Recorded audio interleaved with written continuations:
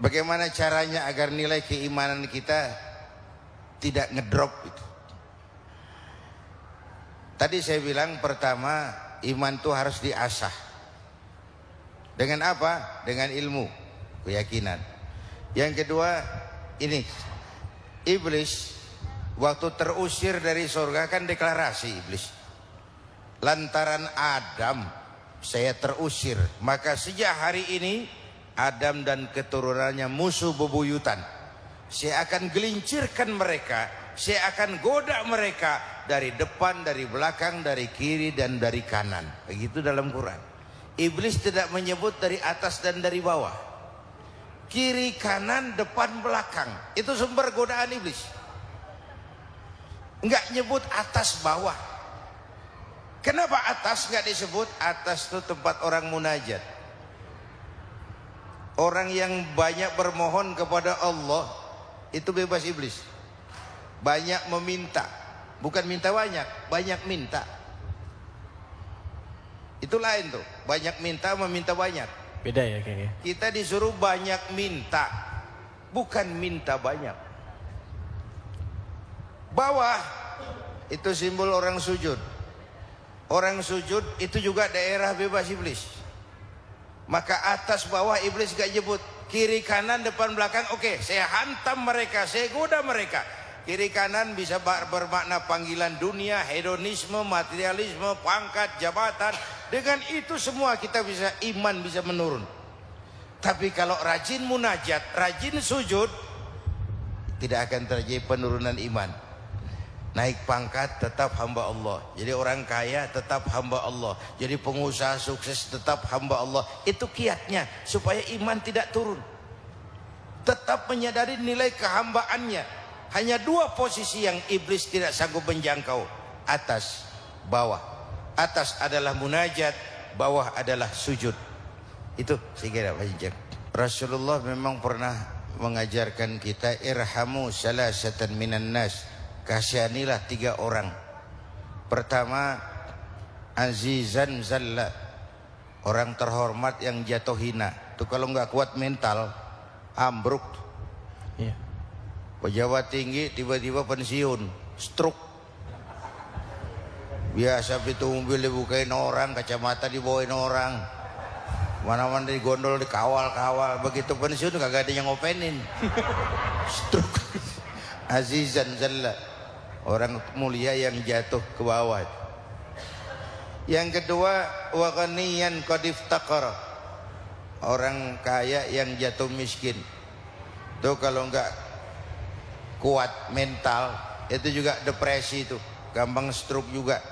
Biasa serba ada, kaya jatuh miskin. Kalau miskin jadi kaya paling kaget. Tapi kaya jadi itu miskin, ini ribet kalau nggak kuat mentalnya itu.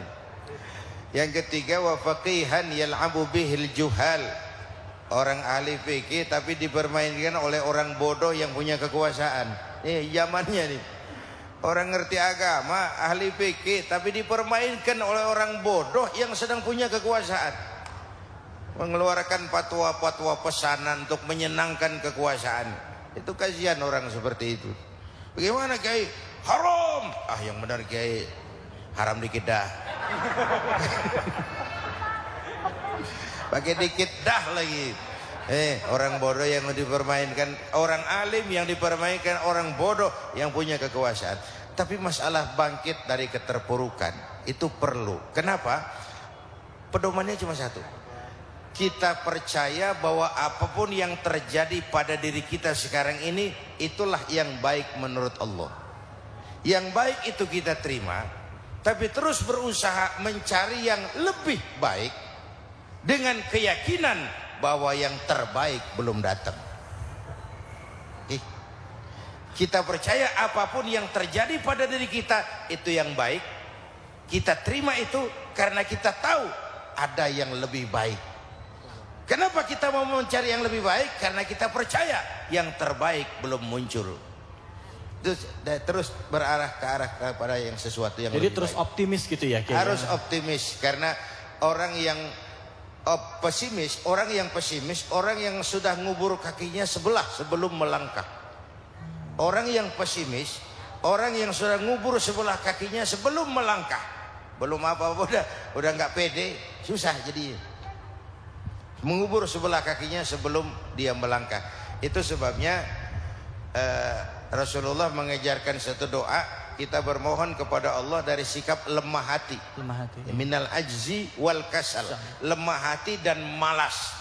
Itu kan sikap, kalau sudah lemah hati dan malas, itu sudah kita tidak akan bisa melakukan apapun. Kalau itu sudah sumbernya.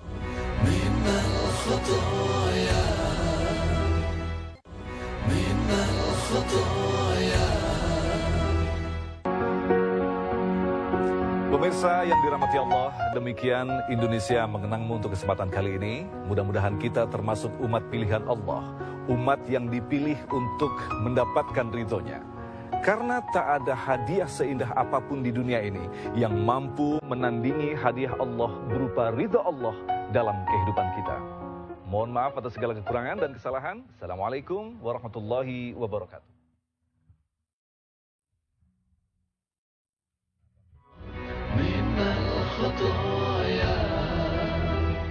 Bapak Ibu dan pemirsa TV One, ini merupakan catatan penutup dari jumpa kita pada kesempatan bicara tentang pasang surutnya keimanan. Pertama, ujian dalam menghadapi segala macam bentuk cobaan adalah syukur dan sabar. Syukur atas segala ujian yang baik dan sabar atas ujian yang kurang menyenangkan. Pada tingkatan yang lebih tinggi lagi, dua-duanya bersyukur. Itu pada tingkatan yang level lebih tinggi lagi. Sama juga dengan kalau kita beribadah berharap surga dan takut neraka, itu baik. Tapi akan lebih baik lagi kalau kita beribadah karena mengharap ridho. Mengharap ridho. Soal surga dan neraka soal kemudian, tapi mengharap ridho. Ada sisi peningkatan nilai keimanan kita. Oleh karena itu, pada kesempatan ini mari kita merenung tentang harta kita yang paling berharga, yang namanya iman. Tentang milik kita yang nilainya tidak ternilai, yaitu yang sesuatu yang bernama iman. Jaga baik-baik, wariskan kepada anak-anak kita, karena mereka juga adalah masa depan kita.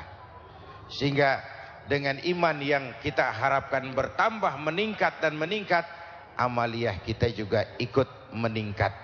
Jadi nggak logis kalau kita bilang, gua sih biar nggak pernah sedekah juga tapi iman gua mantep. Kayaknya nggak logis tuh, kayaknya nggak logis. Karena itu indikasi iman meningkat, amaliyah kita juga ikut meningkat. Mudah-mudahan di bulan Ramadan dan sesudahnya ini grafik keimanan kita bertambah, bertambah dan bertambah, dan tidak semakin berkurang. Iya. Ini terima kasih dan mohon maaf. Kalau mengacu kepada konsep keagamaan, memang awal wajibin alal insan, yang pertama wajib diketahui manusia adalah mengenal Tuhannya. Itu yang pertama. Jadi bagaimana menanamkan keimanan kepada anak-anak kita secara dini. Sebelum dia kenal matematika, sebelum dia kenal IPA, sebelum dia kenal bahasa Inggris, yang pertama dia kenal Allah adalah Tuhannya. Itu saja dulu. Ya. Allah adalah Tuhannya. Dari situ lalu berkembang menjadi pola dasar keimanan. Karena dalam Islam perintah Iqra tidak pisah dengan Bismi Rabbika. Ya. Bacalah tapi dengan nama Tuhanmu. Ilmu pengetahuan harus dilandasi atas dasar keimanan. Itu bahasa yang sering saya sampaikan, ibu mendingan mana? Punya anak pinter tapi kagak bener, sama punya anak bener tapi kagak pinter? Ayo, mendingan mana ya? Bu, yang mana bu? Yang paling mendingan mah punya anak biar pinter asal bener. Ya, biar pinter asal bener. Nah, supaya pinter anak sekolahin. Anak sekolahin. Gelang doang digedein lu. Supaya pinter anak sekolahin. Bapakmu coba tamat SD nak, kau sarjana. Bapakmu cuma jadi RT, kau jadi camat. Anak-anak kita harus lebih baik dari kita. Supaya benar iman tanamkan di hatinya. Mulai sejak dini. Ya. Salah satu upaya menjaga stabilitas iman itu tadi saya katakan dengan jalan tafakkur. Tafakkur itu merenungi kekuasaan Allah. Orangnya bisa di masjid, i'tikaf. Orangnya bisa ada di pinggir laut, di Ancol. Dia lihat laut terhampar luas biru. Jangan ngomong di pinggir laut. Image-nya orang umpamanya. Oh iya. Atau enggak ke laut lah. Di kaki gunung. Iya. Dia lihat gunung tinggi menjulang ke angkasa. Bukan main lautan, bukan main gunung. Kalau gunung aja udah begini hebat, apalagi yang bikin gunung. Ini tafakkur. Apalagi yang bikin gunung. Dia enggak puji gunung, dia puji yang bikin gunung. Bukan main otak manusia, bikin komputer begini-begini hebat. Kalau yang otaknya aja begitu hebat, apalagi yang bikin otak. Allahu Akbar. Dia enggak puji otak, dia puji yang bikin otak. Ini tafakkur namanya. Bisa juga di masjid, i'tikaf, merenung, enggak baca apa-apa, mulutnya diam aja, cuma hatinya Allah, Allah, Allah, Allah. Itu tafakkur juga dalam upaya menjaga stabilitas keimanan. Jadi tafakkur hal yang dimana saja bisa kita lakukan. Bahkan piknik pun bisa ada pahalanya. Piknik ada pahalanya. Piknik ya? Iya. Dengan melihat keindahan alam itu. Melihat keindahan alam, tidak memuji alamnya, tapi memuji yang bikin alam. Bapak Ibu dan hadirin, mari kita berdoa. Kita awali dengan Fatihah. Semoga ibadah Ramadan yang sudah kita kerjakan diterima Allah. Yang masih akan kita kerjakan diberikan kekuatan zahir dan batin untuk dapat kita laksanakan dengan sebaik-baiknya. Ala hadziniyah al-Fatihah. Bismillahirrahmanirrahim. Alhamdulillah rabbil alamin. Allahumma salli wa sallim wa barik ala sayyidina Muhammadin wa ala alihi wa sahbihi ajma'in. Allahumma rabbana taqabbal minna salatana, siyamana, qiyamana, takhashu'ana wa ta'ambudana wa tammim taksirana ya arhamar rahimin. اللهم اجعلنا من السعداء المقبولين ولا تجعلنا من الأشقياء المردودين.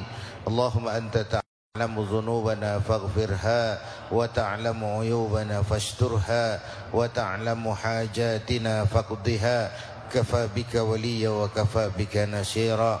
ربنا آتنا في الدنيا حسنة وفي الآخرة حسنة وقنا عذاب النار. Sama-sama kita istighfar. Astaghfirullah Rabbal baraya.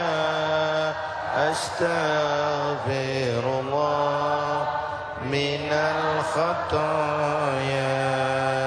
Astaghfirullah Rabbal baraya. Astaghfirullah minal khataya. Astaghfirullah Rabbal baraya. Astaghfirullah minal khataya. Sallallahu ala sayyidina Muhammad wa ala alihi wa sahbihi ajma'in. Ala rabbika rabbil izzati amma yasifun. Salamun alal mursalin walhamdulillah rabbil alamin. Astaghfirullah minal khataya.